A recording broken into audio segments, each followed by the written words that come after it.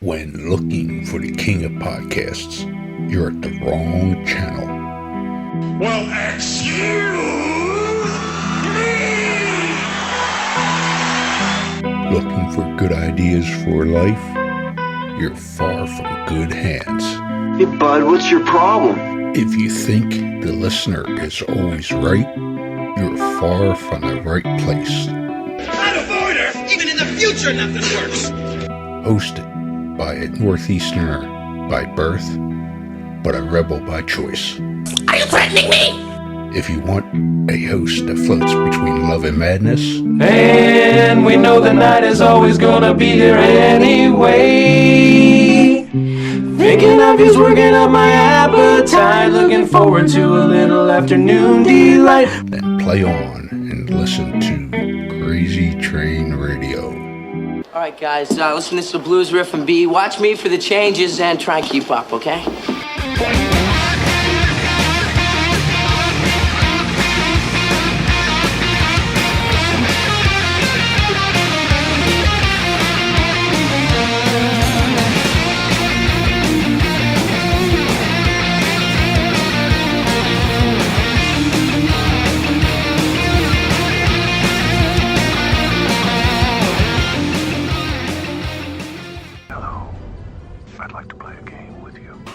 Within the gaming world, there are your general gamers, but then there are those that enjoy the dark underbelly of gaming.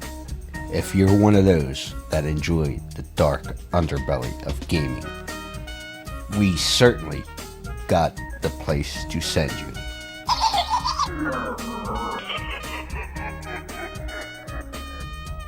Scorpion Lair Games.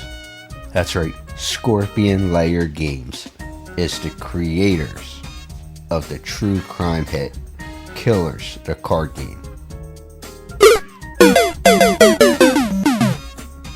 Let's not forget they also have Killers Clothing Company, their profiler game, and things like the 5-Minute Murder channel on YouTube.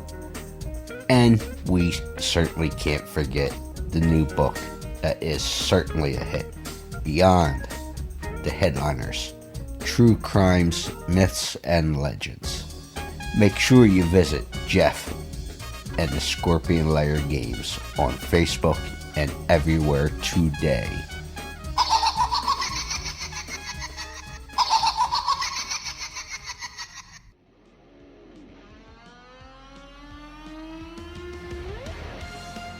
Hey everybody, this is Quentin Jones. How the hell are you? Hey, listen, just like me, you're listening to Crazy Train Radio. That's the spot to be.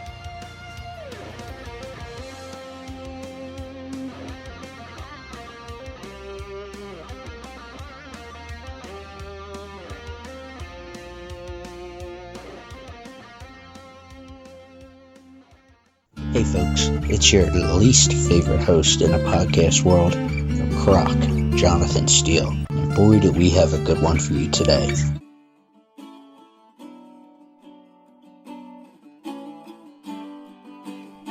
Ladies and gentlemen, boys and girls, children of all ages, this next guest, once you meet him and see him perform, you cannot help but to feel like you are meeting the best kept secret in the world of music. And even David told me so. But his personality is as colorful as his wardrobe, as well as his depth and diverse amount of music that he is involved with and performs. So let's go ahead and welcome Mr. Quentin Jones. Hello. Quiet, numbskulls, I'm broadcasting. Hello, sir. How are you? Howdy, how you doing? Oh, just wonderful. And, we'll start there. The introduction was made by David Usikkinen from the Hooters. So how did you get connected with David? Well, it goes back to about 1983, maybe or February of 84, as a matter of fact. I was in a band called the Crooners, which was a very young band. We did a lot of original stuff, and we somehow convinced the owner of a club named The Village to let us open for the Hooters. And this was right when Amore was going through the roof. They were just getting ready to sign. And so they were blowing up, right? And we had done a lot of opening gigs there at the Village. And quite frankly, we weren't very good. But we had a good attitude. Anyways, a lot of the bands that we would open for were real, uppity and considered themselves rock stars already. But the Hooters were completely different. They were welcoming. They were nice. They actually gave solid advice to young guys. And we actually opened for them twice. And I never forgot their kindness, especially Dave, Rob, and Eric. And I just kind of kept in touch with him over the years. Then I touched base with him again. I ran into him again when he was at mp3.com. I had produced 2 albums for Tommy Conwell and the Little Kings, and we got to know each other through that connection. And then in the 2010s, I was working at a record label, and I referred him to get hired to help us do a few things. And that's kind of how it all came about. Now, you mentioned another one who was interesting, Tommy Conwell, and Yes. I'm based in the Philadelphia area. So I know a lot of these bands from the 70s, 80s, and even in the early 90s.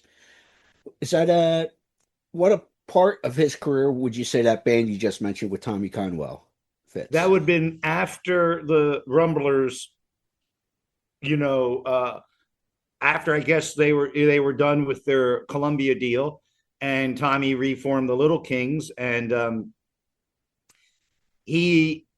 how did I get to? I knew Tommy again. So I met Tommy through opening for him with my band, the Reach Around Rodeo Clowns. And we were like this psychobilly, rockabilly band. And I just got along with Tommy. And I totally, first of all, I think he's one of the greatest guitar players I've ever heard. And he's an excellent, friend. He's a really good person. And I had done a record with Robert Gordon, rockabilly singer. And Tommy came down and was working on a record. I had him do a part on a Charlie Gracie record I was doing. And we just got to talking. And the next thing I know, I got him signed to the label. I was part owner of the label. And we did 2 projects with him.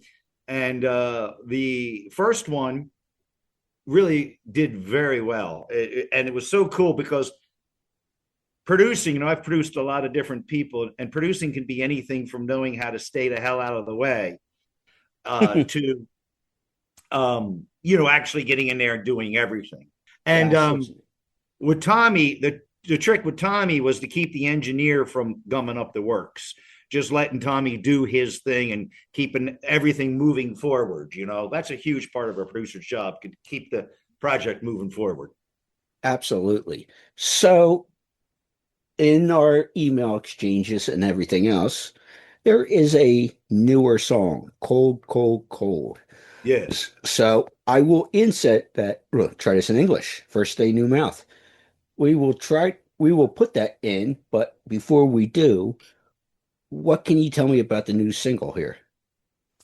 Well, first thing is, it was recorded at Elm Street Studio in Conshohocken, and it has, David is playing drums, Kenny Harrison's playing bass, and we're really fortunate to have Rob Hyman playing the B3, and we cut the track, pretty much live with we overdubbed the lead vocal and a couple of guitar parts, but pretty much, this whole project was done as musicians playing instruments, no sequencing, no AI, no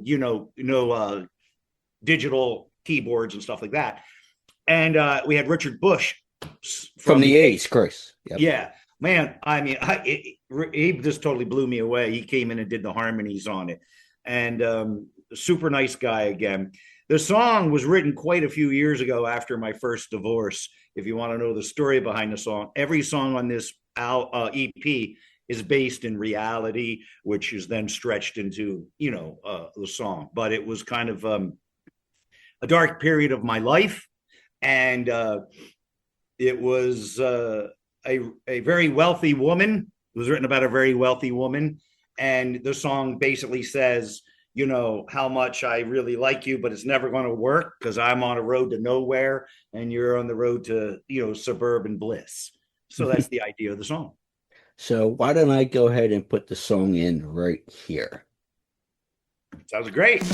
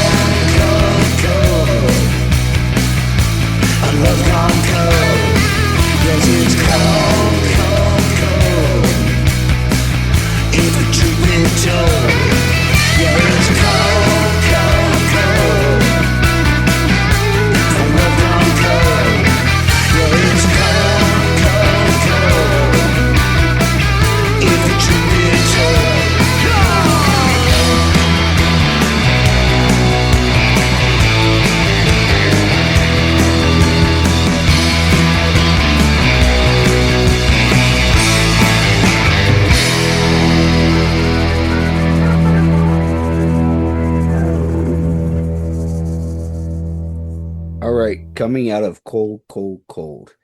We heard the pre-story there, but before we talked about the song, you were talking about producers and knowing how to get out of the way and all that fun stuff. Yeah. So having that knowledge that you have from a production side of things, do you think that helps you as a musician?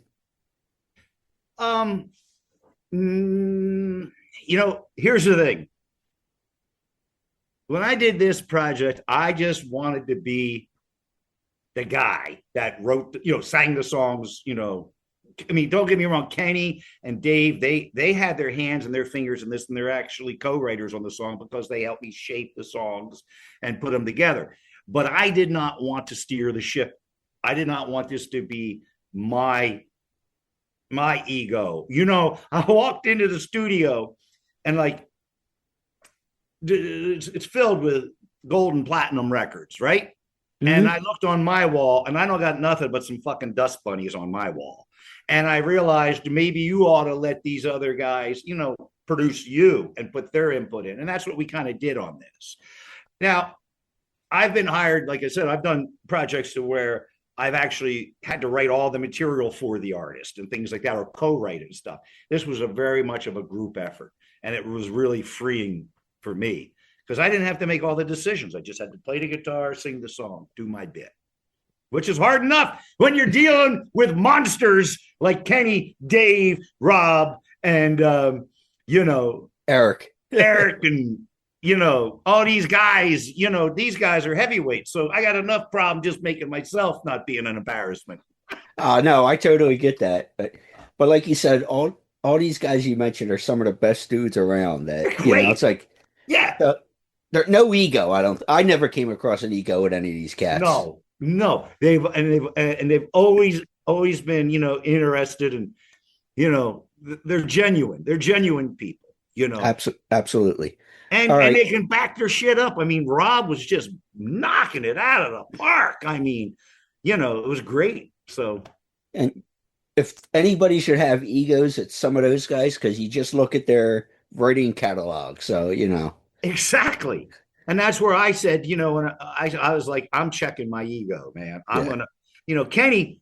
I love Kenny. Kenny's like, Kenny's, he's touring with the Yardbirds right now, and he's doing a lot of play. But his other job is yelling at the kids in the neighborhood to get off his lawn.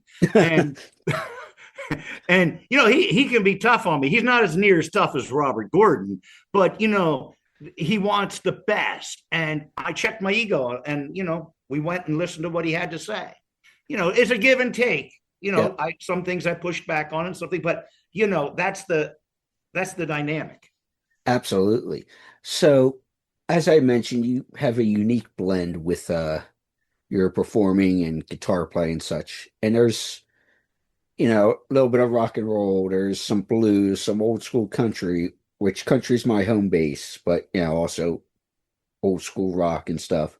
So how would you talk about the blending of your music to get the product that we have, with not just this song, but everything you've done? Well, one of the things is I was never really, I play a lot of covers, but I was never been in a cover band. I always was in an original band and approach things from an original. I have my own sound in the sense that all I do is I take a guitar, a good cable, and a tube amp. That's it. Now in the studio, if they want to put some little echo on it here or there, that's fine. But live, you don't see me with any pedals or anything.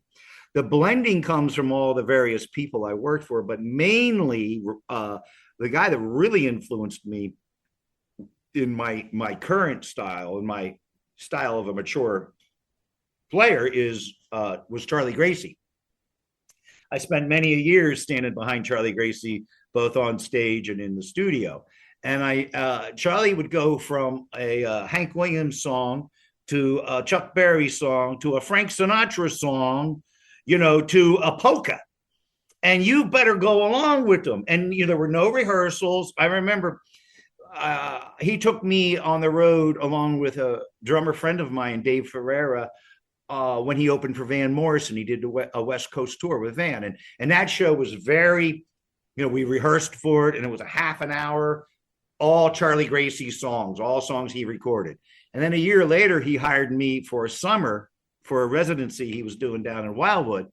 And I was like, sounds great. What are we doing? When can we get together for rehearsals? And he goes, there's no rehearsals. I said, oh, okay. Well, can you send me a set list? He goes, no. He says, show up. And if you're still there at the end of the summer, you'll be able to play with anybody. And that was it. Boom. That's all you got, And believe me, if you didn't, he'd turn around and he'd go, Sinatra, B flat. That's what you got. Sinatra, B flat. He'd start going. And if you weren't with him, you were in trouble.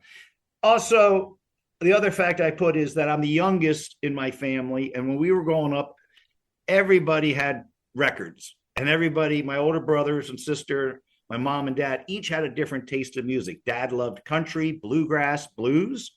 Mom loved classical. My mom was an opera singer. My brother Bruce loved the British Invasion. My brother Wendell, he loved the West Coast sounds. My sister liked some of the pop stuff. So I used to wait till they would go to school and I'd steal everybody's records. And even before I could read, I knew what band was what by what label they were on. I knew the Beatles were on Capitol. I knew, Dave Clark 5 was on, I believe they were on Mercury. I don't remember anymore. I think so. Yeah, it sounds But about right. I realized I better learn how to read when I mistakenly put on a Beach Boys record, because they were on Capitol. And boy, that opened my eyes as well. So, anyways. Absolutely. And, it's funny when you're saying he give you the Sinatra B flat and stuff and kind of like wing it on stage there, essentially. It remind a friend of mine's a piano player professionally, and he's done some stuff. But I remember him. There's a, how do I put this? A male version and a female version of a song he wrote, and he had his daughter come up and sing the female version of the song, and he's like, he wrote it, but he looks at his guitar player. Hey, what key is this in? Oh, yeah. It's like he was having one of those brain farts. He goes, "What's this in?" Yeah. His guitar guy goes, "Here, did it plays it real quick?" Oh, okay. Like he needed that, but it's hilarious. It's like the brain farts, but it's like you better be willing to, stick with things. Are you familiar with the band out of Delaware, Dr. Harmonica and Rocket 88? Yeah, I played. They were around the same time as George Thorogood, right? Well, absolutely.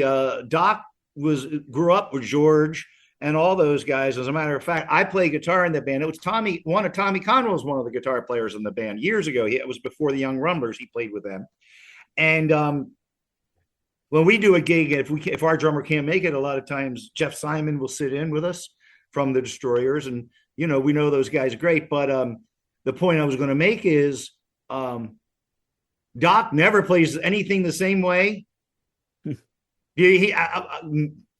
It's just as likely he'll say, "Now this next song the band never heard," and then he just starts playing. As a matter of fact, a lot of the songs I come to love were songs that he threw at me. I learned them. I played them my way, which goes back to your style. I never had a reference. I didn't know how this blues guitar player played it or how this guy did it. All I knew was Mark was playing something. I better come up with something that fits. Yeah. And then when I went back and heard the originals, I was either close or nowhere near close, but still made it my own. That's the only thing you can do is make this stuff your own. You have to make it your own. You can't try to play Little Wing by Jimi Hendrix. Only Jimi Hendrix could play Little Wing by, you better do your own version or get out of the way. You're not George Harrison. You're not Brian Setzer. You're you. And if you come from, playing from what you do and what you feel, you can't be wrong. Yeah, and as we're talking about this, I think you'll get the reference. I'm thinking about the scene in the Blues Brothers when they go to Honky Tonk. Absolutely. And they're like, "What are we playing?" And they like, "What can they're having like we got to make a decision and fast." And they actually do a great version of Stand By Your Man and Rawhide. But Stand By Your Man, they're doing that old country tune, and it's actually like, wow, that's great, Yeah, you wouldn't expect it. Right. But I know you have many great stories with it, and you've come across many musicians throughout the years. But do you have any good, fun road stories you can possibly tell why the little red button is blinking? Because obviously there's stories we don't want to tell either, if that makes sense. Well, a lot of my stories, involve me being a little bit dense and not getting things. Like, for instance, one night my band was playing at Coney Island High in New York, and we were playing with a band called the Rock Cats, who I have ended up writing songs with and also producing. And I even filled in for Danny Harvey on some shows with those guys. So I was pretty close to these guys. But this would have been like 97, playing Coney Island High. The place was packed. And there's a guy there with this really long hair and a handlebar mustache. And my brother was the singer in the band. And on the way home, I was like, "Hey, did you see that guy? That guy looked like fucking." I don't mean to. It's okay if I. You can say whatever you want. I was like, "It looked like fucking Lemmy, man." And he's like, "Yeah, I did see that guy." Well, it turned out it was Lemmy. Because Lemmy apparently, he loved rockabilly, so he'd come out. I mean, I got a million stories like that where I'm getting things wrong. On the Van Morrison tour, I was talking to one of Van's guitar players, and I was raving about how McCartney just recorded fabulous. Charlie Gracie's song's fabulous, and what an honor that is to play with Charlie. And the guy's just like looking at me, you know. Turns out later he's the guitar player for the recording. His name's Mick Green. He's one of the most famous studio sessions in England. And I'm standing there realizing like 2 months later that I, you know, was a complete idiot and moron, which is a common thing. All kinds of stories, you know. I mean, there's some really wild stuff like fighting and you know, debauchery and things like that. But that's nobody wants to hear those stories. No. Those are more along the lines of having over a beer or two. Yeah, you know. But a lot of my stories is running into people not realizing who I'm talking to, and then later on I realized it was somebody very important, and I was kind of an idiot, you know. Except for on one of the Los Angeles shows we did with Charlie and opening for Van Morrison. I used to after we were done with our set, you know, I just love knowledge, and so I figured, you know, this is not the time to live high on the hog. This is not the time to be a wild partier. This is the time to learn something, you idiot. So what I would do is after we were done playing, I'd immediately walk back around to the side of the stage. And Van was wonderful to us. He spent a lot of time with me and the drummer. He was really cool, really crazy, but really talented and really straightforward. But anyways, I'd always like to watch this man and watch his band. And I can't see out of this right eye. I got as a kid, I lost my eyesight in a fight, believe it or not. And I have no peripheral vision. And I'm standing there watching Van, and I look like this. And right next to me is Eric Clapton. And right next to him is Robbie Robinson, you know. And so I turned around and I started talking to Eric, and I told him I was with Charlie, and he said, "Oh, I love Charlie." I said, "Would you like to meet Charlie?" And he said, "Yeah." So I called Charlie over. Next thing you know, here's Quentin Jones introducing one legend to another. And, you know, I'm just this Lancaster musician, you know, and, you know, that was kind of cool. Yeah, it's one of those moments, and I've had this in 13 and a half years. It sounds like, okay. And we all know that, I think it was Sesame Street or one of these things is not like the other. And Right. I'd be like, what am I doing in this position, introducing this? Like, hold on. Yeah. What's going on here? Yeah, exactly. It's like, you know, there's 4 oranges and 1 apple. I'm the apple. Yeah. You know, and the other thing you got to watch when you're telling stories about, you know, I remember, you know, I learned my lesson about telling stories because there's always somebody that's got a bigger and better story, you know. I remember sitting around with Dave and Kenny and I were back in Billy Burnett up. Are you familiar with Billy Burnett? Yeah.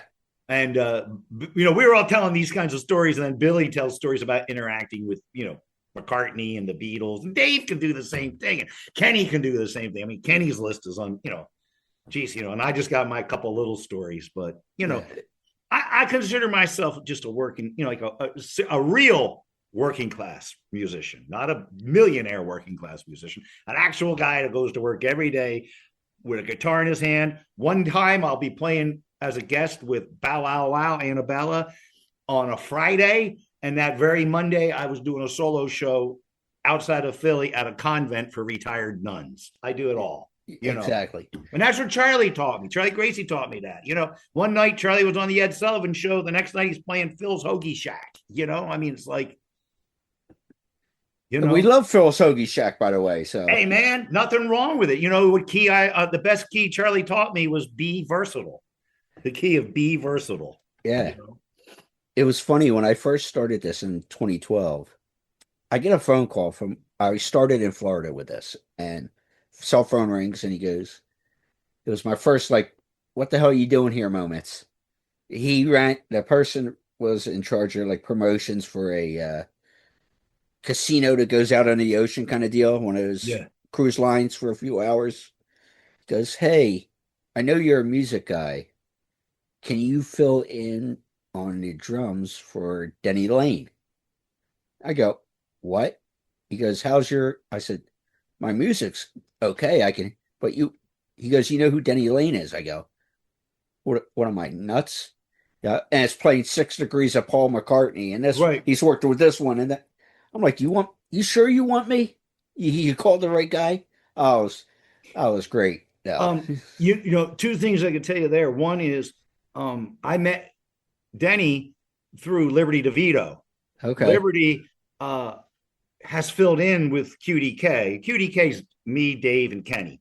And there was a couple of occasions when Dave had other commitments, so we had Liberty filled in, and then Liberty was playing here at a like a '60s show in Lancaster, and Denny was on the bill. Liberty introduced me to him he goes, "This is Quentin. He's a rockabilly star," and I thought that was really cool, because I love rockabilly music because the real stuff.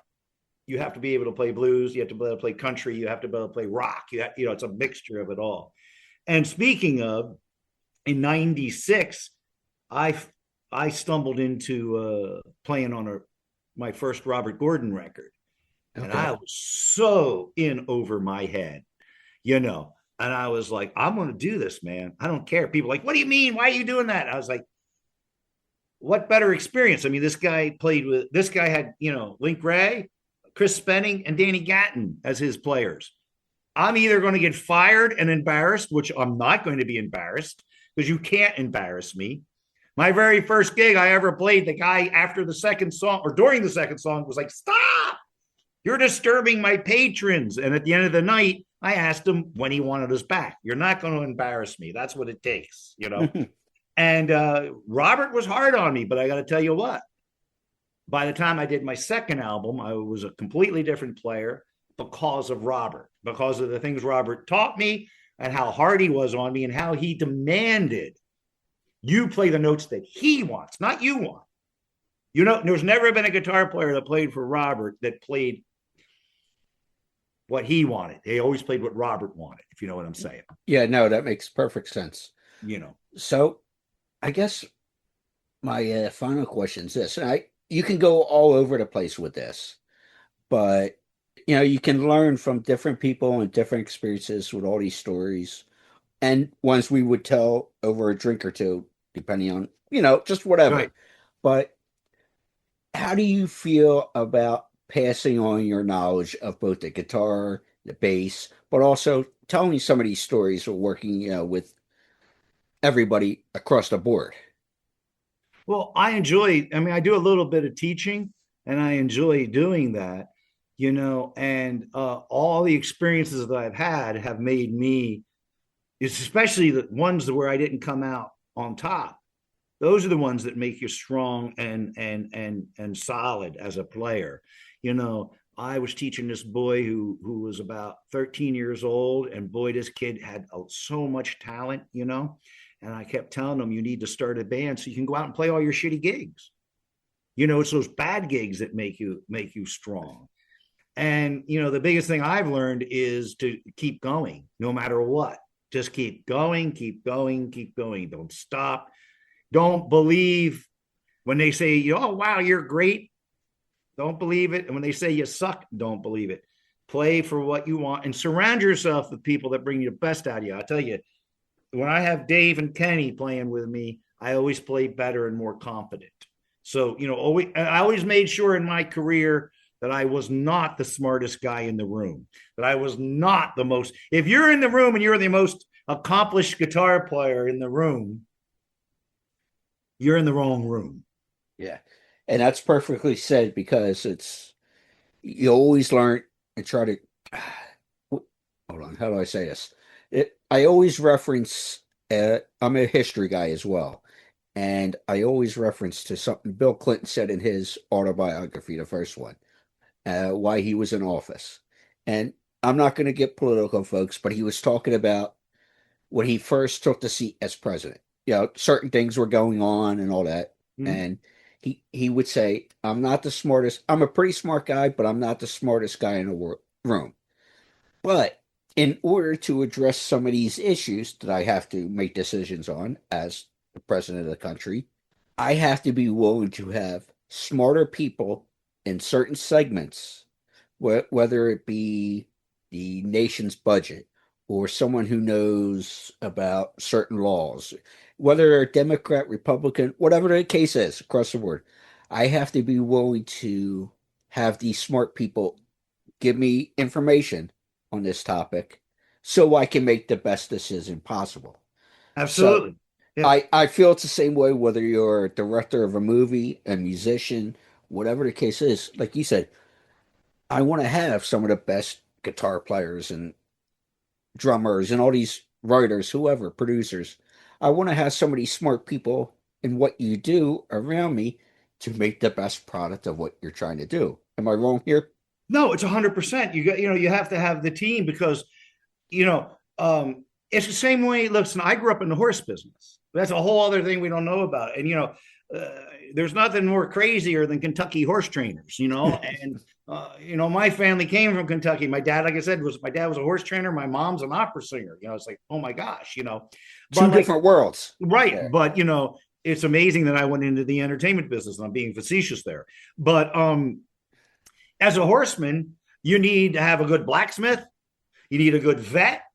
You need a good horse. You need a good owner. You need a good groom.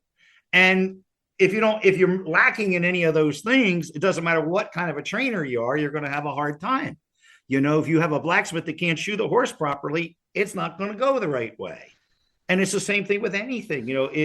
That's why I know that behind me, I got Dave and Kenny. It's like, showing up at the fight with a bunch of muscle bound guys. You're going to win. End of the story, So yeah, that's the deal, Well, I'm going to be sharing your links on all versions of this, but I know we are almost to Valentine's Day of 2026 here. What do you see is going to be going on for you the rest of 2026? What kind of goals do you have? What kind of gigs are announced? Where do you see even 6 months from now? What do you got planned or would like to do?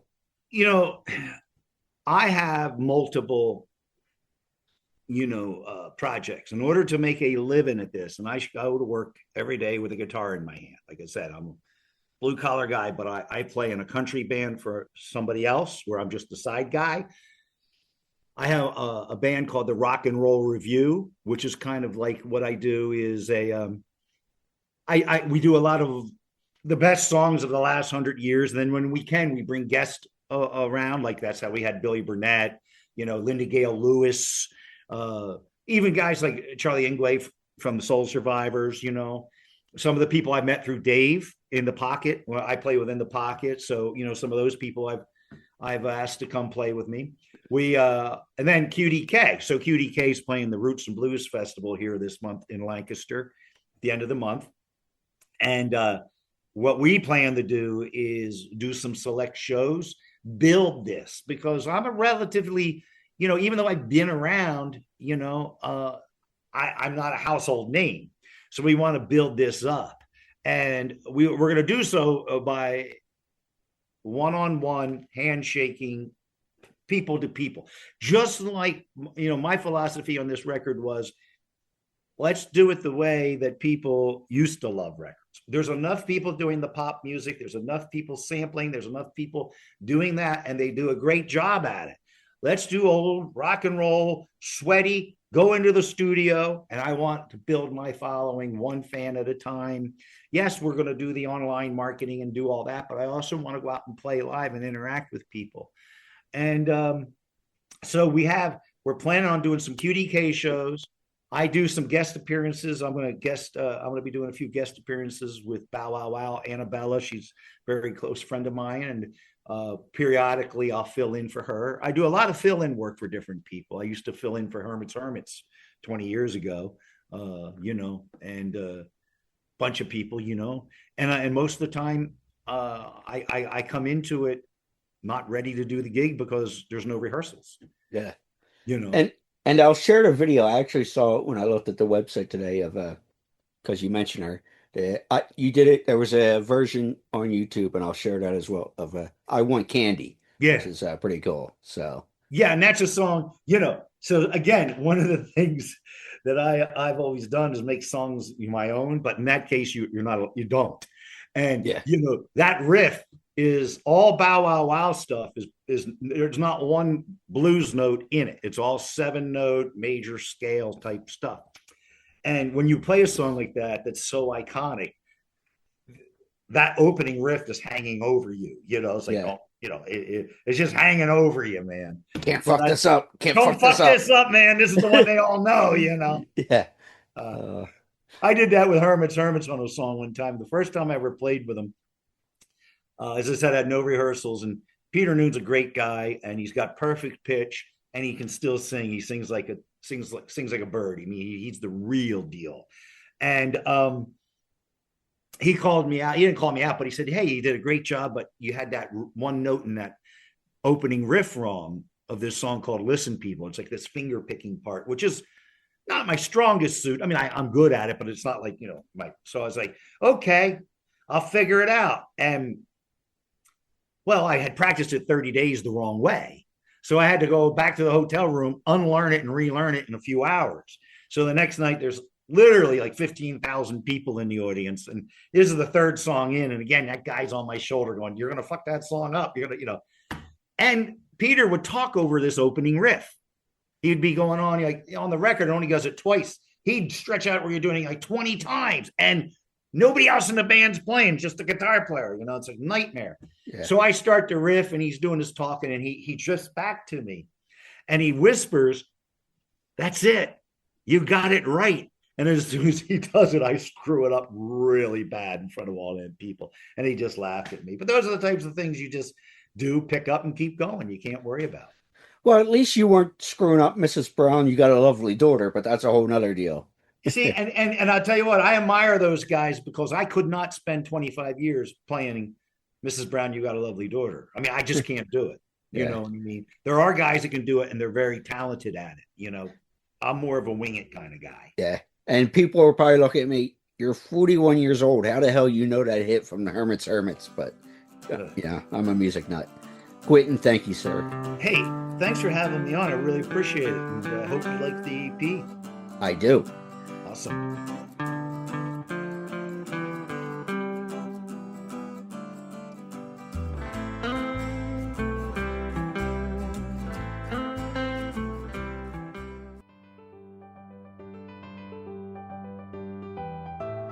Hey, folks. Looking for the ultimate destination for the nerd enthusiasts and collectors?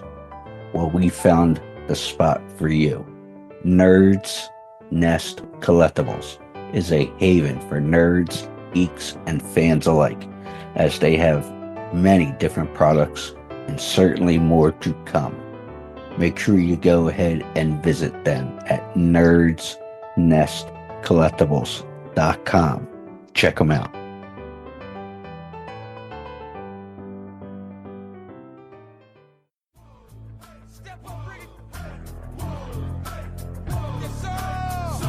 What's going on, world? This is Mark here, the world's strongest man, not in just one, not two, but three different sports. And I am on the crazy train.